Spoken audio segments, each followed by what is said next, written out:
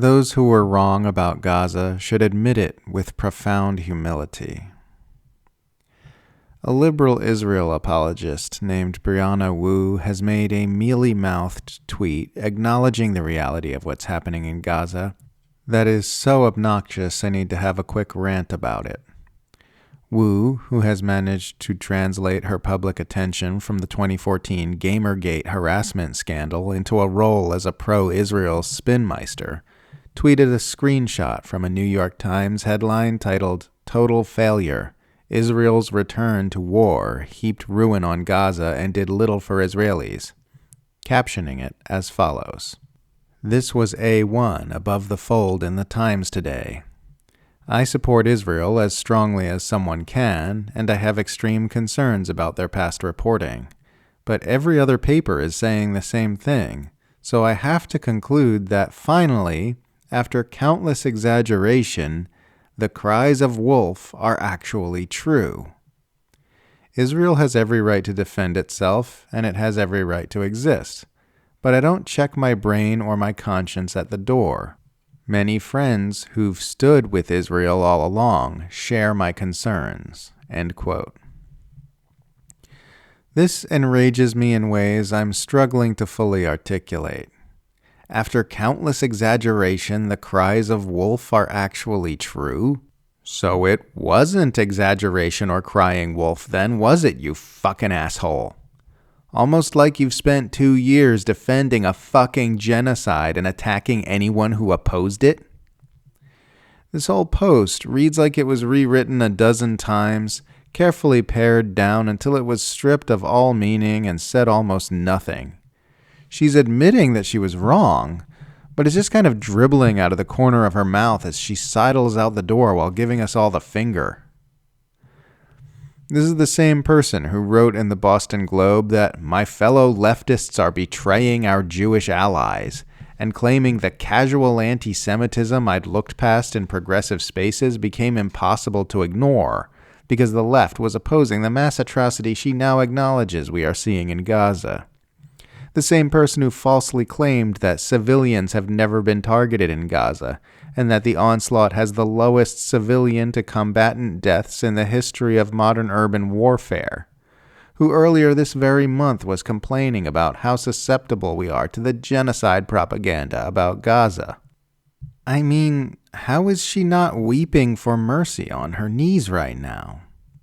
How is she voicing these side-mouthed concerns while still accusing the people who've been speaking out about this of crying wolf instead of desperately begging the people of Gaza for forgiveness? If I had just realized I had helped butcher people by the tens of thousands, I personally do not think I could go on living. Like, I actually don't think my organs would keep functioning. I can't even imagine that I'd want them to. Briana, do you know what you have done? Have you fully taken account of your part in the horrific plan and unfathomable suffering that you have facilitated over the past 22 months? Because you are not just some rando on the internet who didn't do her due diligence. Your works ran cover for a genocide. You are as guilty as Goebbels. You orchestrated PR campaigns with people whose publicly stated intention was to ethnically cleanse the Gaza Strip of Palestinians. They were saying it with their mouth holes as far back as October 2023, and every time they did, you doubled down. This is not something you can just brush off, either legally or morally. Legally, you are just as culpable as Julius Streicher, who hanged for his offenses in World War II. Morally, if you fully humbled yourself to the horrors you had enabled, you would have fallen to the floor, praying for forgiveness for every child whose legs were ripped from their little bodies by shrapnel, who roam the tent cities orphaned and alone, who died of thirst, trapped in a rubble tomb, crying for their mother, who lay dead just feet away from them. There are literally tens of thousands of stories just like this, and you carry blame for every single one of them. Do you understand that? You can't. I don't believe it. If you did, Every cell of your body would be trying to jump away from itself in the pure crystalline revulsion of that realization. If you fully took account and responsibility for your part in this man-made catastrophe, you wouldn't need to be hanged. The depth of your own shame for your actions would be too much for your body and you would collapse internally. Your heart would stop out of sheer shock. The other day I wrote, "Today I got my first comment telling me I was wrong to oppose Israel in October 2023, but now I'm right because things have changed. I expect to receive many more such comments going forward as people navigate the difficult cognitive dissonance terrain of realizing they've been wrong this entire time." We are seeing more and more of this as the truth emerges. I read another tweet by Yahoo Finance's Jordan Weissman saying, "As Dems converge on agreement that Israel has been committing an atrocity, I do think there needs to be some reckoning among mods that, while lots of ugly anti-Semitism burst from the left after October 7th, the leftists were fundamentally more right about what this war would become." Ugly anti-Semitism, Jordan?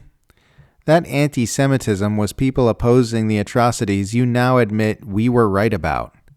If you're going to admit you were wrong, just do it.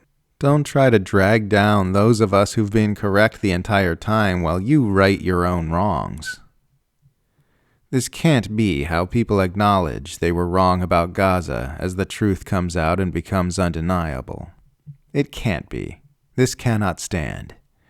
People absolutely should admit that they were wrong, and they absolutely should be encouraged to do so.